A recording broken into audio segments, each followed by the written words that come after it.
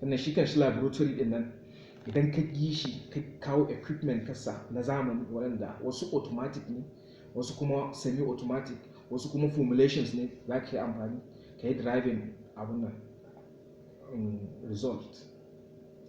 Shi kan shi lab ne sai ainihin DPR official sun zo daga official nasu daga Kaduna ko daga Lagos su zo su tabbatar da wannan equipment status nasu, sannan kuma da mutanen da za su yi operation, ba equipment din ba har da mutanen da za su yi aiki shin suna iya ko ba su yi.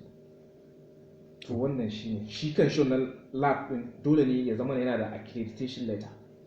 Idan sun ka zo sun ka diba sun ka gamsu so za a yi accrediting din wannan laboratory, yana daga cikin requirement na license wanda abubuwa ne da yawa da step by step wanda har da ƙarshe misali a ba mutum dama ya ci gaba, wanda mu alhamdulillah yanzu we have license to operate from DPR. Sannan kuma su kansu SON, Standard Organization of Nigeria, hukumar kula da ingantaccen kaya na Nigeria, wadda duk kayan da ka gani misali Nigeria wannan hukuma tana kula da su. Su kansu da suka ɗauki man su ma suna da nasu lab wanda za su je su auna. Sun je sun auna Lagos sun kaga quality din man da man irin misali alfanun shi, sannan kuma sun ka tambaya sun ka ji farashin is very reasonable, is very affordable, kowa na iya sayan shi, sun jinjina mana kuma sun yaba mana kuma su ma sun yi certified product. Duk parameters din abinda zan yi kira da mutane na su rinka tsayawa su rinka sayan mai mai kyau don lafiyar ababen hawan su.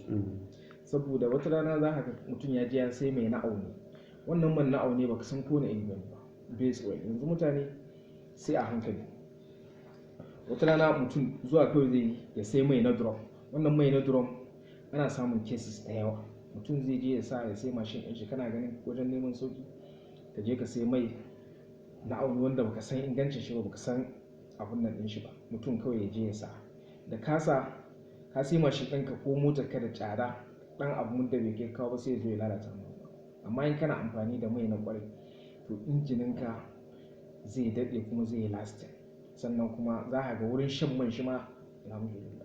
Ko hatta da masu mis na generator, in mutum zai sai wannan ya je ya rinka mis da shi to generator shi zai daɗe ba zai rinka yin service akai-akai ba, kuma zai baka wuta wadda haka bukata, kuma ba zai yawan kashe ma kulobu ba, sannan ba zai yi ma hayaki wanda zai ta damun ka, kuma generator ka zai daɗe lahiya ba.